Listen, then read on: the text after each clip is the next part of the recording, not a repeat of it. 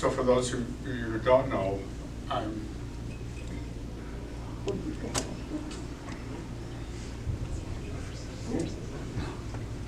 Rose's brother Jim.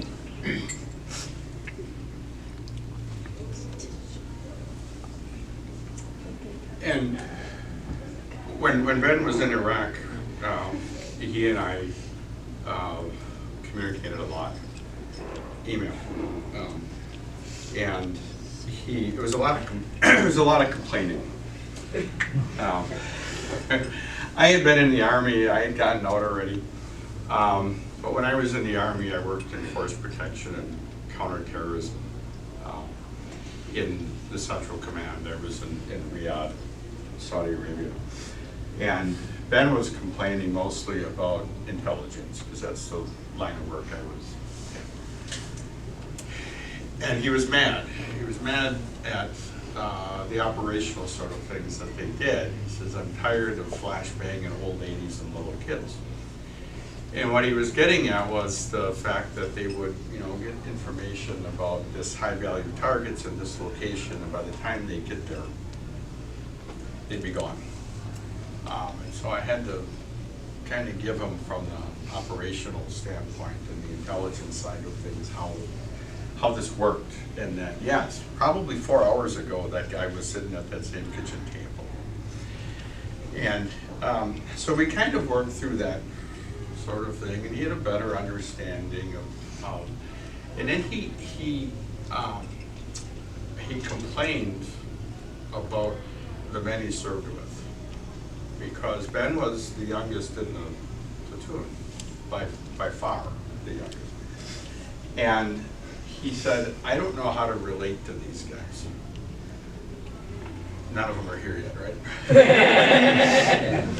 I'm not an alcoholic. I've never even been married, much less divorced 3 times. How do I deal with these guys? You're an old fart, so how do I deal with them? And I said, people like that, what you need to do is you need to show your competence. But they're going to, the team and so forth, right? You're the young guy, you're the new guy coming in. They've got the routines, you've got to demonstrate to them that you know what you're doing. I said, other than that, keep your head down, mind your own business, and you'll do just fine. And he did, apparently. Now I wish they were here to tell us how well that piece of advice worked out for him. But then as he got towards the end of time in service, and I asked him, what are you going to do, and what are your plans when you get out? And he said that he was going to go to school to be a veterinarian. No, I didn't know that he had this thing with animals. And so I asked him, when he went to Oshkosh, right, he went for computers or something. He was completely unrelated to that. And he said, well, I've always liked animals. And with all that I've seen and all that I've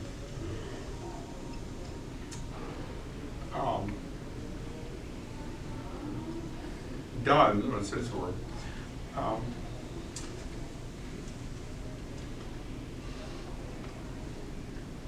I want to do something positive, and I'm tired of people. Mm-hmm. And I never did get a chance to tell him, and obviously, it never came to fruition. But because you don't just get to work with the animals, you have to work with their owners too. And we don't have pets. We grew up with cats in our house, but I hate to tell them that pet owners are some different breed of their own. And then I'm going to tell one last story. It's a little racy, but it has to do with my wedding.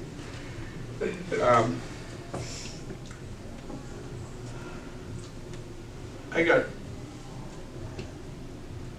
married in July of '99. I had the greatest experience, because the woman I married, she couldn't be here today.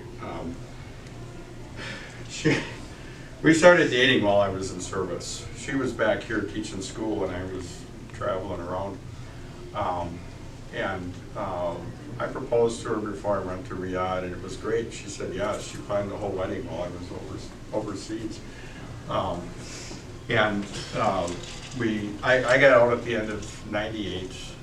We got married in July of '99, and so Ben would have just graduated from high school, so he's 18, about to turn 19. And at one point at my wedding, at the reception, the cousins were all gathered. And I don't see Guy here today. But it would have been Guy and Karina and Jim, and so, all relatively about his age. And I said, hey, where is Ben?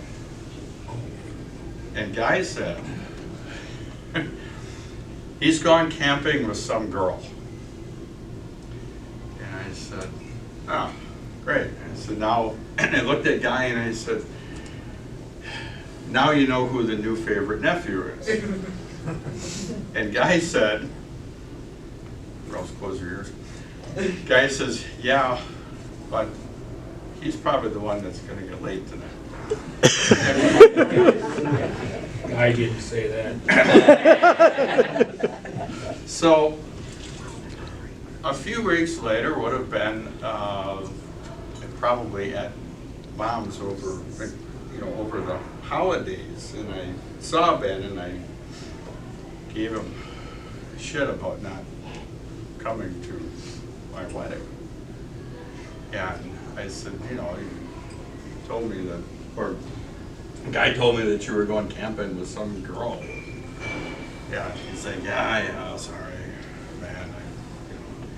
And I said, and the guy figured that you were probably the only one who was getting late tonight that week. And he says, well, if it means anything to you, I did.